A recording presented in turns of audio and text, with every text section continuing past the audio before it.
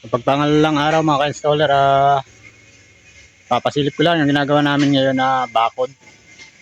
Yan na. Bali nakapag-umpisa na kami maghukay at itong dalawang side sa likod ko. At ito. So bali ngayon ang gagawin ko ay ang pagli-layout ng kantuhan. Papasilip ko lang yung ginagawa natin dito patungkol sa may mohon. At ito ngayong mohon ng perimeter sa kantuhan. Ito yung papunta ron. At ito naman sa kabilang side.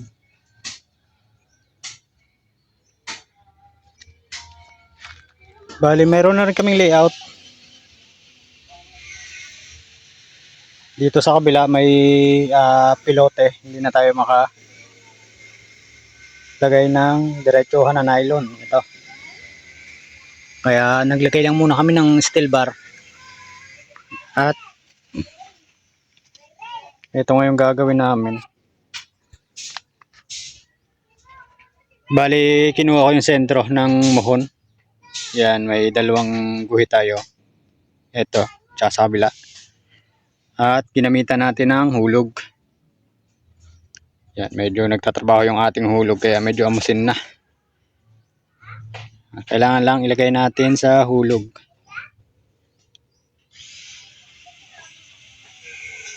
Medyo pasok na yung ginawa namin dahil pumasok na kami ng 1.5 cm. Ito yung hulog niya. Papunta sa kabila ay yan.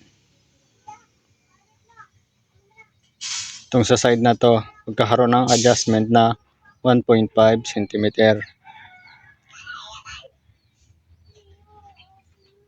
Tapos itong sa kabila ganun din. Ang mangyayari, walang nosing sa labas. Ang gagawin namin na bakod, nakapag-umpisa na rin mag-okay dyan, nakatayo na kami ng mga poste. Meron na ditong 7. At dito ay 2. Bali may kantuhan pa uli doon. Ganun yung ginawa namin para may adjustment na tayo. Simula sa hulog. Yan. Abante ng 1.5 cm. At ito rin kabila, ganun din yung gagawin. 1.5 cm din. Allowance yun para sa pagpapalitada.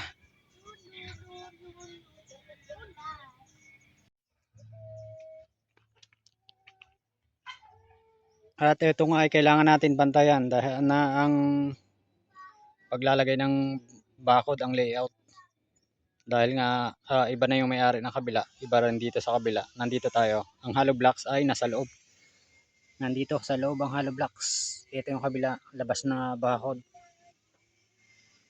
Pati ang poste, ang nosing niyan ay nasa loob. Ito nga lang ay medyo naliligaw yung hukay, pero madali lang isayos.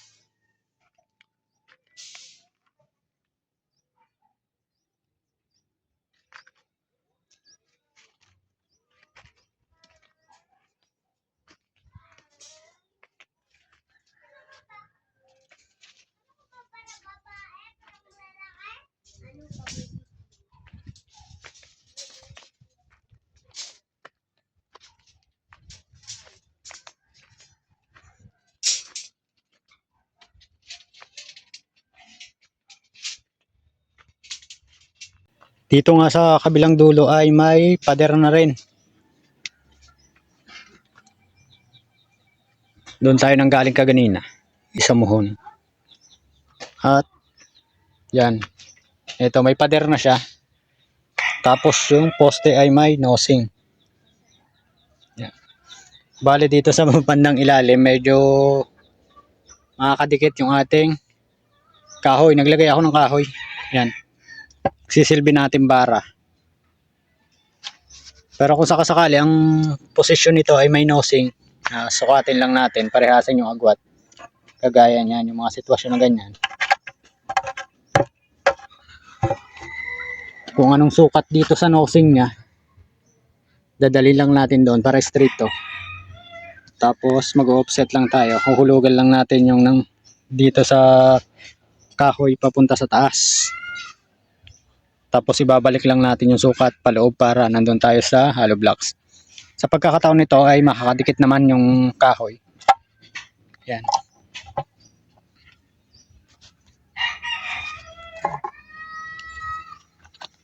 Kaya ang ginawa ko na lang dito ay hinulugan ko na lang yung kahoy papunta dito sa taas. Yan. Nakadampel doon sa bakod ng hollow blocks. At dito naman ay nakahulog siya doon sa nosing. Mapapansin nyo ay nakapasok na rin yung nylon natin para sa allowance sa palitada. Ito yung nylon natin. Yan na siya, nakapasok na siya. Allowance para sa palitada.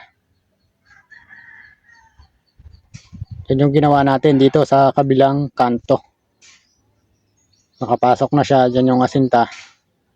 Tapos yung allowance niya na ipinasok na 1.5 cm, allowance yan para sa palitada. Ang mangyayari ay flat lang din dito. At wala ring nosing. Para hindi tayo magkakadiferensya dito sa kabilang side. At itong hukay natin, ayusin lang natin yan. Ipapasok natin sa loob dahil nga ang hollow blocks ay nasa loob. Yan. Yan ang ginawa natin sa layout nitong dalawang kantuhan. Dumugtong tayo dito sa may dating bakod. Ganyan yung ginawa. Sinukatan, nulugan, at doon sa kabila na nasa kantuhan. At magpapatuloy na tayo mga kansoler. Bali ang plano nga pala ng may-ari ay 5 patong lang ang asinta. So, bali meron lang tayong baon na 2 hollow blocks. Nasa 44 cm mula sa grade line. Yan, humukay na kami ng 50 cm para doon sa full footing. At 3 sa ibabaw. Yan. Yung hukay natin ng para sa poste, mas malalim siya na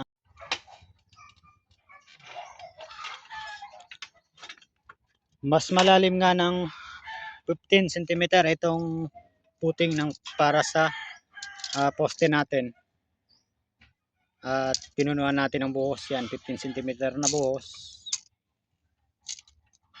Para ang wall footing naman ay papatong na dito sa poste.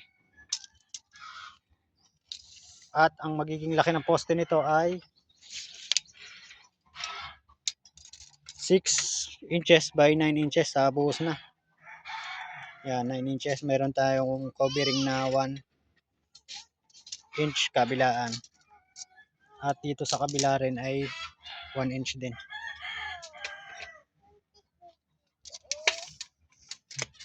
.6 inches by 9 inches ang magiging laki ng poste at nasa loob ang asinta.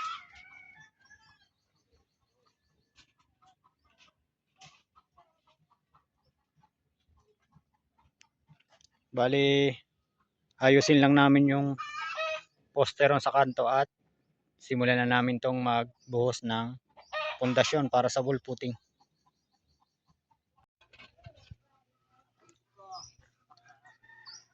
At yan mga kansoler, na hukay na.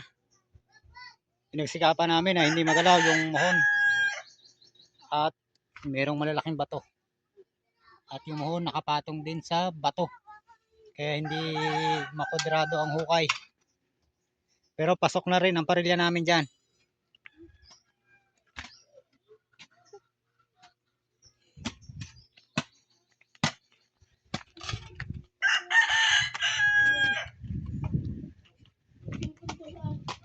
Bale, ito naman ay susunod namin yung isang kanto. Ilalagay lang natin yung mga nylon para makita. Wala kasing muhon dito. Bale, meron lang puntos. Yan. Ito yung puntos ng survey. Lagay lang natin yung nylon. At puputulin muna natin yung puntos para makuha natin yung puno.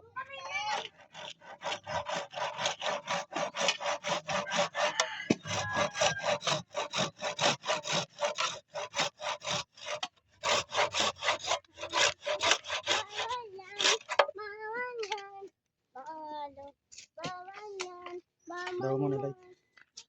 Tagdan mo na. Friends, huwag mo galawin yung nylon anak.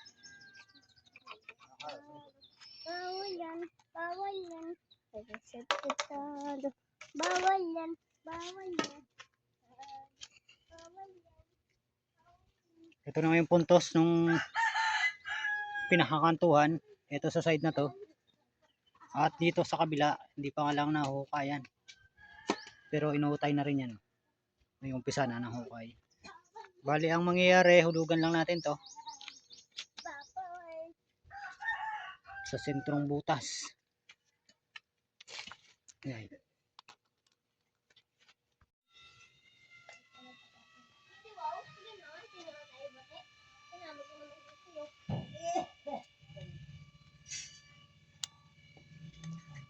Akin yan.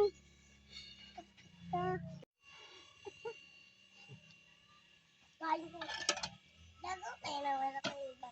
Medyo bahay pa. Yan po ang nagahulog. Tungkol isang At yan mga ka-installer, bali huhukayin na natin to dahil nga nakuha na natin ang hulog, yung corner na. Sa side na ito, padiretso doon. Tapos ito sa kabila. Ito yung butas ng puntos. At sisimulan na ang hukayin. Yan, may katabing puno ng bayabas at malaking bato. naambot ah.